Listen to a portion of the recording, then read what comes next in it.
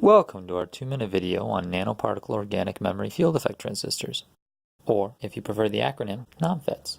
We begin with a brief explanation of the different types of synapses, as this behavior is what NOMFETs are attempting to mimic. Memories are formed and recalled by regulating charge flow between differing neurons. It's easy to understand why synapses, being the junction between different neurons, play a pivotal role in this charge regulation. NOMFETs mimic two differing types of synaptic behaviors, those which increase charge flow over time, known as facilitating synapses, and those which decrease charge flow over time, known as depressing synapses.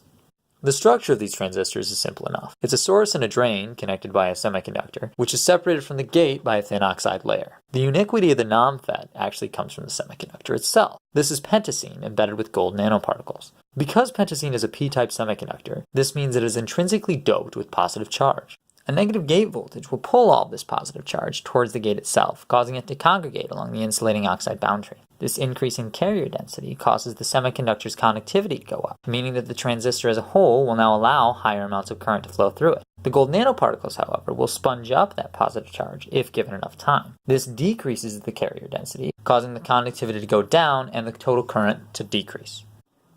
The charge concentration of the gold nanoparticles will have a stable equilibrium, however. This means that by undersaturating or oversaturating the concentration, you can get the initial conditions to not reflect the steady state. Undersaturating these particles by applying a highly positive pulse voltage to the gate will result in depressing behavior, shown on the left, whereas oversaturating these particles by applying a highly negative pulse voltage to the gate will result in facilitating behavior, as shown on the right. Note that in these plots, the drain source voltage is of constant sign but oscillating magnitude to mimic the action potential in the brain.